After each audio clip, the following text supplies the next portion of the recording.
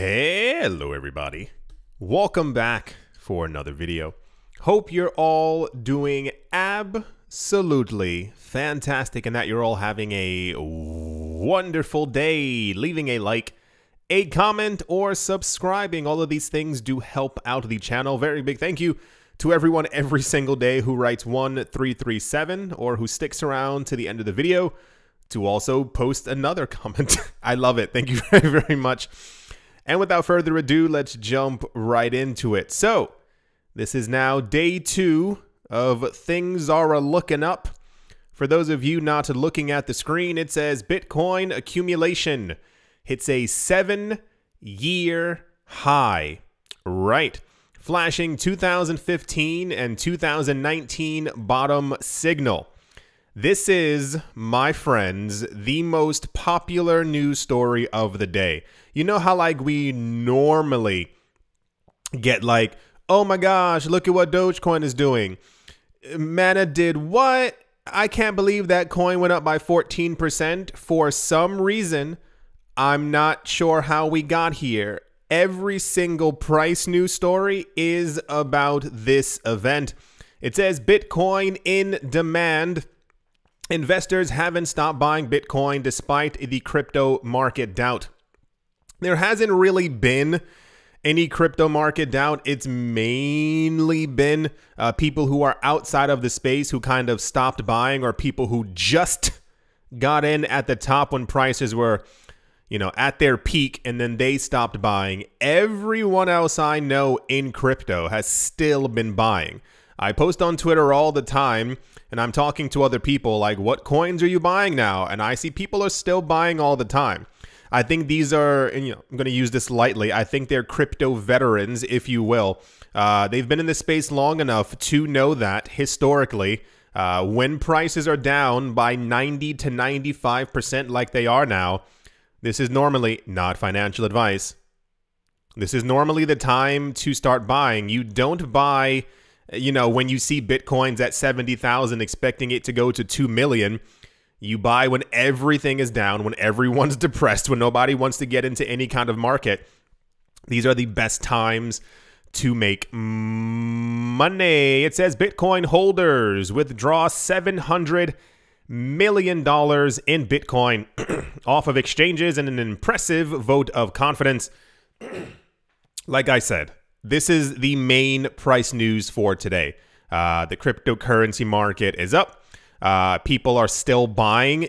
Listen, everyone's buying different coins, depending on which coin you like and love and which you want more of. But for some reason, the Bitcoin news really made like the heaviest topic today. We've had news a couple of other times before. The most optimistic thing is to see people taking Bitcoin off of exchanges. It means they have no immediate need or desire to sell their Bitcoin, and therefore this is bullish for the price. Crypto analyst says Bitcoin about to squeeze higher for green October as Bitcoin shows strength against stocks. Now, it's not necessarily against stocks. I think that is a bit of an oxymoron. I know that's not how you say it. Please forgive me. It's more so that, as you know, if you've been here for the last year, when Bitcoin goes up, what has already also gone up? Exactly. So the stocks are also going up as well. It's just that historically, as we went over yesterday, the normal news is October is a very bullish month for Bitcoin. So a lot of people have been saying, well, maybe Bitcoin's moving up simply because it's October. No, Bitcoin's going up because the stock market's up because of what the UN said a day or two ago. Investors indicate bullish sentiment and have added 46,000 Bitcoin to their bags in just a week. Yes, once again, it's the most popular news. I saw no Cardano price news, no XRP, no Algorand, no Polygon. For some reason, this captured the minds and hearts and imaginations of everyone in the cryptocurrency space. And also, very big cause for celebration as we are officially over a $1 trillion market cap once again. This is a very, I don't want to say important metric, when it comes to people paying attention to us, being able to say that we have a $1 trillion market is incredibly significant in terms of just volume and money and how much money is passing through us at any given moment. It says the Dow rallies more than 1,500 points in 2 days. The S&P 500 posts its best two-day gain since 2020. For those of you who missed it, there's a lot of little tiny things slowly coming together.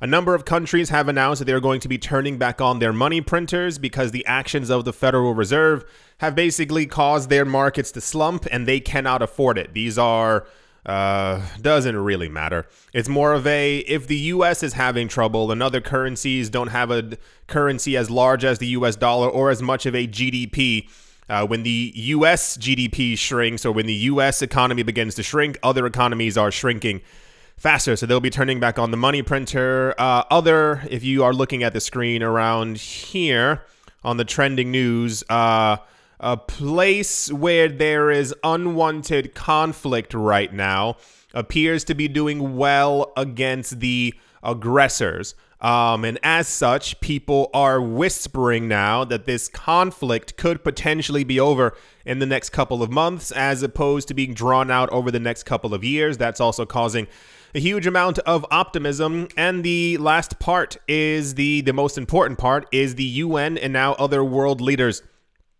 calling on the Federal Reserve of the United States to start printing money again, to stop the interest rates rising because it's only detrimental to their world markets. Whether that's going to happen, we do not know. We have not heard from the Fed explicitly about this yet. All we heard was yesterday them saying they plan on still trying to curb inflation. We do not know what that entails exactly, but we know that because of all of these movements, a lot of people are incredibly optimistic about the markets right now.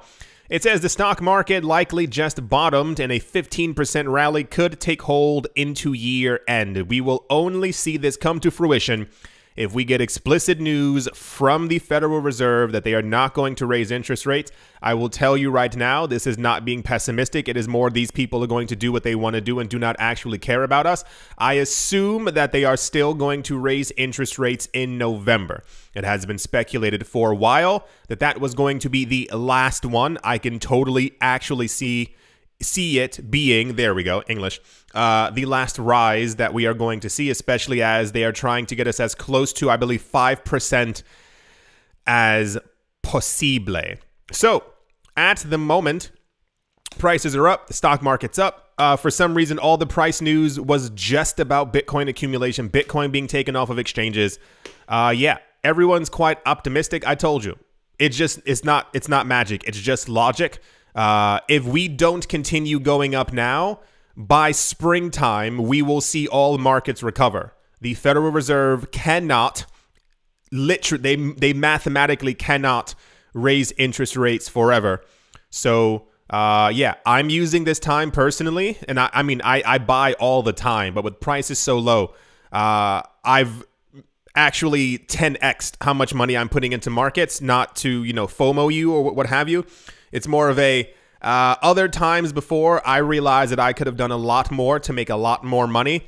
I kind of held back, even though I was a little aggressive, but I'm completely going for it because I'm like, no, there's far too much money to be made. Once we have that euphoric feeling of knowing that interest rates will not be risen anymore in all markets, everything's going to go completely insane. So yeah, that's all the price news that we have right now. And yeah, let's move on. The rest of the news was kind of, once again, we're having very weird news days. There's not anything like concrete per se. It's more of a like slew of tiny things that people are kind of reacting to all at the same time. Cardano's co-creator, Charles Hoskinson, says that he has, or they have, built a community and an ecosystem primed for mass adoption. And these sentences are floating around for many different coins right now. Hoskinson is the only one kind of talking about his coin per se, but a lot of other people are now whispering, this coin is primed for mass adoption. This coin is primed, and I'm not sure what's in the Kool-Aid, but everyone's saying the exact same thing. In an interview with Messari's founder, Ryan Selkis, Hoskinson reiterated the importance of taking an academic and scientific approach to the development of Cardano. According to the Cardano creator, their slow but steady methodology is something that the community clamors for, especially during crypto winters. He said, every step of the way with Cardano, we just basically said we're going to start from everything that makes sense. We're going to write papers. We're going to validate those papers in the academic community. There are now over 150 of them that we've written as an ecosystem by top professors. And he basically goes on talking about who they're partnering with, what they have. We have a lab at Stanford. We have a lab at Carnegie Mellon University. We have people in Edinburgh. If you've never been to Edinburgh, my goodness, please go there right now. It's absolutely beautiful. People in Japan at the Tokyo Institute of Tech. And then through an evidence-based way, we're going to roll it out. And so it's built this great community that basically says, look, these guys eventually will get there. They're eventually going to figure it out. Okay. And whenever they get to it, it's probably going to be something that works. And it's global scale. I appreciate his optimism for his own coin. I mean, if he wasn't, we'd kind of all be in trouble. But yeah, so this was relatively popular news. Charles Hoskinson says something every single day. He's never not in the news. He's always talking about how great or amazing or something Cardano is. So, I mean, at least give it to the guy that much that he likes what he created. Mass adoption, sure. I'll put it to you this way. For those of you who missed it, a couple of days ago, there was a coin that I told you was garbage that actually halted transactions or froze once again for the 8th time this year. And when I look at Cardano, I can have laughs at them and say, hey, it takes a long time to upgrade something, but at least they haven't gone offline 8 times this year. Right, that's the Cardano news. Apparently, they have a path for mass adoption. I can see it. I don't not see it. It's just a matter of how much money they get thrown at them. All right. Let's move on. Oh boy, forgot about this one. So, Dogecoin's price moved up about 12, 13, 14 hours ago, and people were trying to figure out why. For those of you who missed it, Elon Musk has re-announced, or it has been announced by one of his press people, I'm not really sure because I don't care that much, that apparently he is now going to go with his acquisition of Twitter. And you would not believe the amount of people who forget stuff that has happened earlier this year. And a lot of people are touting it as Elon Musk is once again bullish on Twitter and he wants to buy it up because he has a grand scheme plan for what he's going to do with it. No, my dear sweet friends, for those of you who forgot how money works, this is an article from the 25th of April from this year. So that is, once again, that is a couple of months ago. It's not this month. Just pointing that out. Twitter accepted Elon Musk's bid for Twitter. So Elon Musk, I assume, sat with a bunch of lawyers. They came up with a number. Now, hear me out here because this is very, very important, because I need everyone to really get this into their head. I know that about 12% will not, because you love Elon Musk so much, but hear me out here. So I assume he sat with a bunch of lawyers, came up with a number, and then went to the people from Twitter and was like, hey, I want to buy Twitter for this amount. This number was originally, like, they had to ponder it, the people from Twitter, or so I actually assumed that they were celebrating in the background because it was such a high number and it's actually over the value of Twitter. But then they came forward and said, cool, we accept your amount. You have to understand that this isn't a TV show. This isn't, when you make a bid for something, you have pre-contractual agreements that actually end up going with this. You cannot simply say, I am going to bid $44 billion for a company. The people who you told to, they accepted, and then you simply go, joking, I don't want it. No, that's not how it actually works. And once again, between April and now, for those of you who have forgot, Elon Musk tried to retrace his entire thing, saying, no, I don't really want Twitter. I don't really have the money. Remember, he sold a whole bunch of his stock, and I told everyone that he wasn't going to buy it because he's a megalomaniac and he was simply doing it for press. Or part of the problem that he actually has is that this then went to court. And they've been talking about it for a while, because you cannot do something like that so publicly and also have an agreement with a company that you are going to buy them and then kind of back out of it.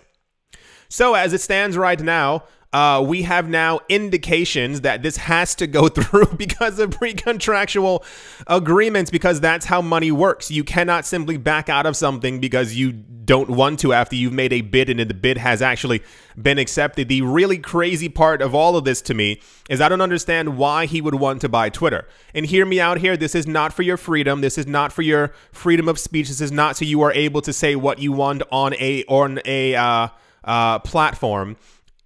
It was done as a power move that there's no real power behind. Twitter has only posted profits in 2018 and 2019. Every other year, it has lost money. It is a platform, much like Instagram, that people are not really using anymore.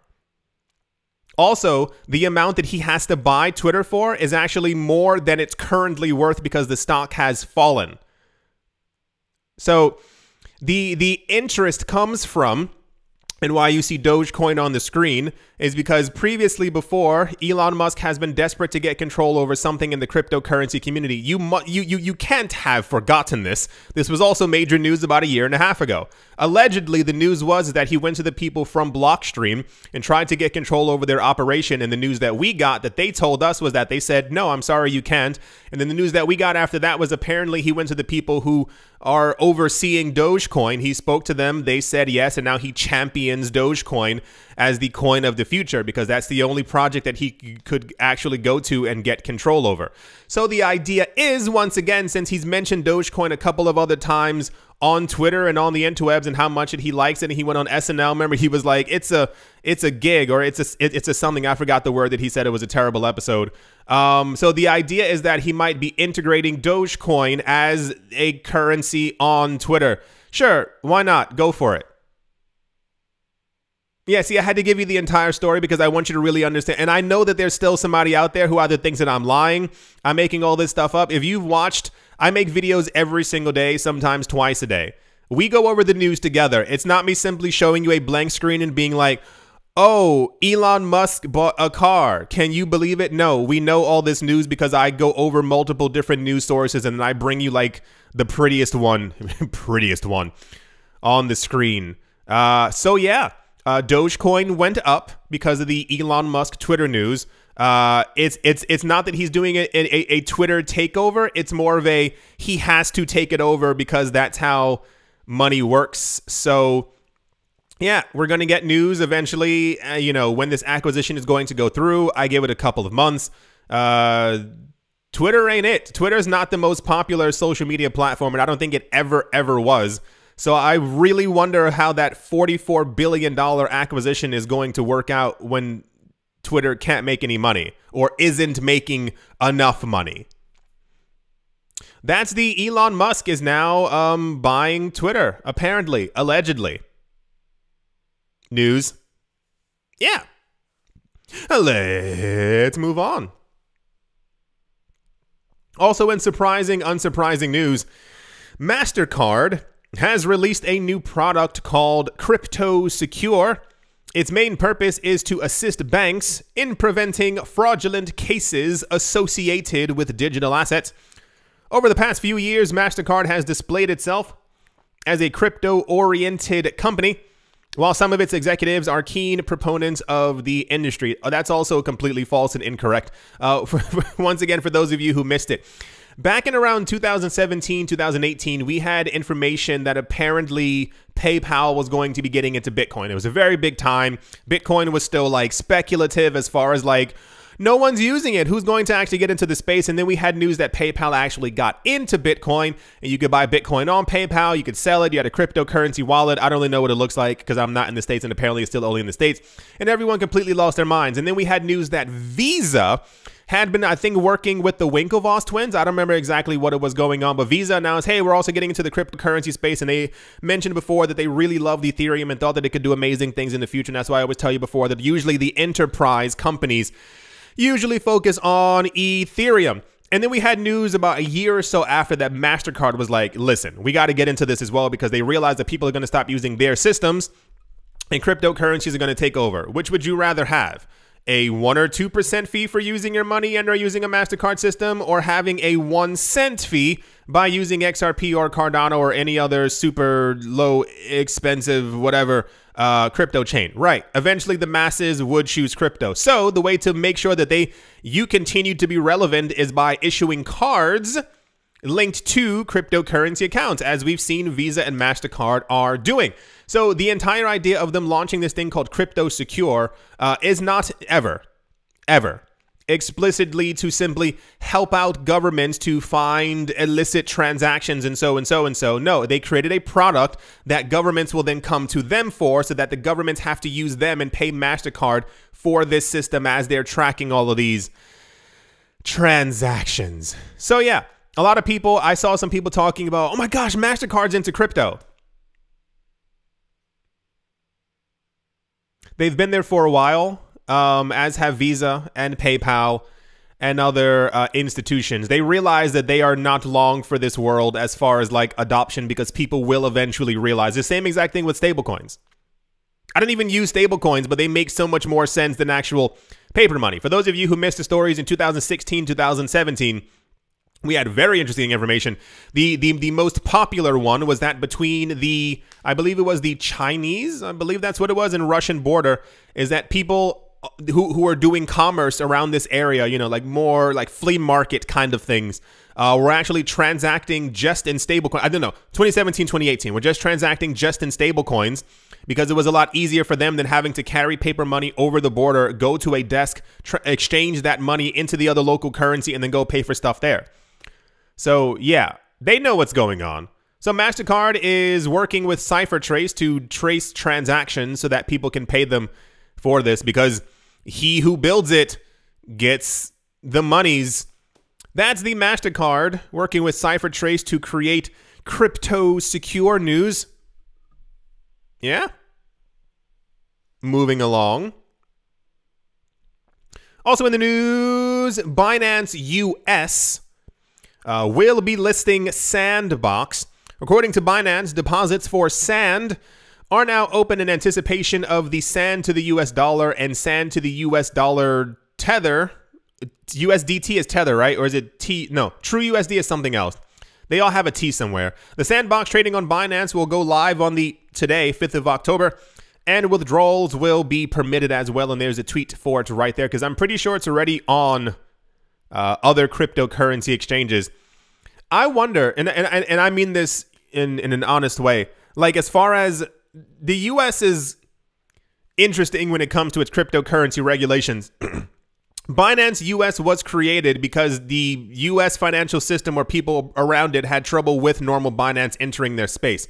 So I would assume that if Binance US is allowed to legally list something within US borders, if you will, does that also then mean that Sandbox is then not a security because Binance was able to list it? Yeah, see, that's when I'm wondering, like, you know, everything that's on Binance US, is that then declared not a security because it was allowed to be listed on their platform? Because we've seen other things before that the SEC has labeled a security have been taken off of crypto exchanges. So, you know, gigantic question mark. Anyway, Binance US has listed the Sandbox on their platform. I believe it is the second largest metaverse. I think it's ApeCoin, like by market cap. ApeCoin, Sandbox, and then Decentraland. Wonderful. Yeah. Let's move on. Also this is like the 9th time this is happening.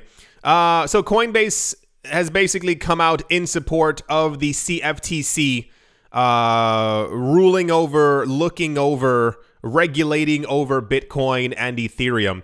There are a lot of voices that are popping up from the United States, because this is where it's happening.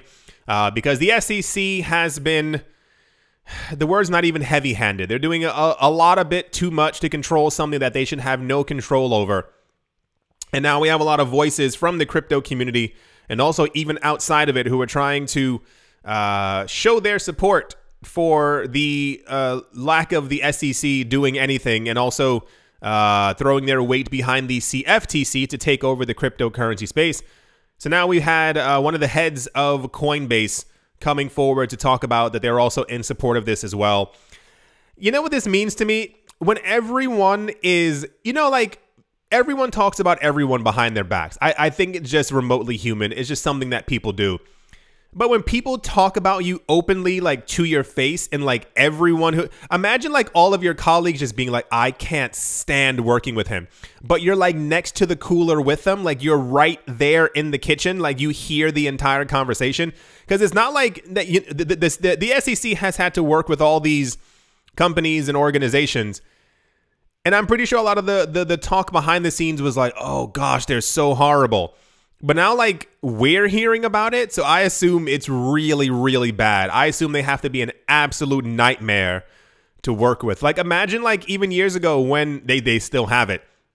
When New York had created the bit license, and it took, like, 4 years to get one of them. I think that was also through the SEC. It just has to... Anyway, so yeah, Coinbase apparently is, and I quote, very supportive of giving the CFTC exclusive jurisdiction over Bitcoin and Ethereum.